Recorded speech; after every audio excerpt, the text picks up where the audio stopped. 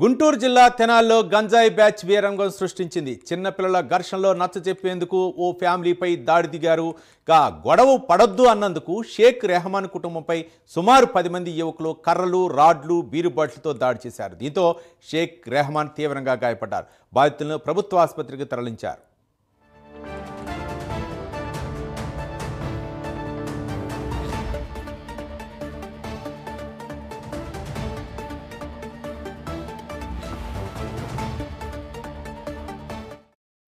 Chandrababu colony, నా పేరు తిరుపతమ్మ. మా అబ్బాయిని కావాలని చెప్పి ఇదంతా కొడుతున్నారు. వాళ్ళేమో గంజాయిలు తాగి వచ్చి చేసేసారు. వీడెళ్ళి తిరగబడినందుకు 10 మంది దాకా వచ్చి వీడిని కొట్టారు.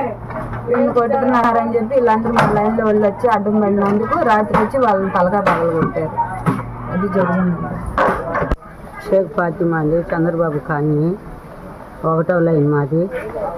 మొన్న పిల్లోడిని కొడుతుంటే పోయామండి. పోయి ఆ పిల్లోడిని చంపబోతున్నారండి. వాడిని అడ్డం పడి తీసుకొచ్చాడని రాత్రి నైట్ వచ్చి మా అబ్బాయి కొద్దిగా తాగుతున్నాడండి. కూకొని తాగేవాడు బయటకు వచ్చేటట్టుకి నెట్టేసి బొంగులు తీసుకొని కొట్టింది కాక రాడ్డులు తీసుకొని కొట్టి అడ్డం పోతే మమ్మల్ని మా పిల్లని రాండ్రా అంటున్నాడు నా మనోరాలు. అంటే ఆ విధంగా కొడుతుంటే ఎవరు ఒకళ్ళు రాలేదండి. మేము ఆడవాళ్ళం అయిపోయాము. ఎట్ట అంటే అట్ట కొడుతున్నారు. గంజాయి ఎట్ట తాగుతున్నారో మళ్ళీ ఎట్ట చేస్తున్నారో వాళ్ళకే కాదు, ఈ కాలనీ మొత్తానికి అడగండి ఎవరైనా కానీ వచ్చి. ఆ విధంగా కొట్టారు. పిల్లోడు ఆసుపత్రిలో ఉన్నాడండి. బీర్ సీసాలు తీసుకొని తలకాయ పగలు కొట్టాడండి. అసలు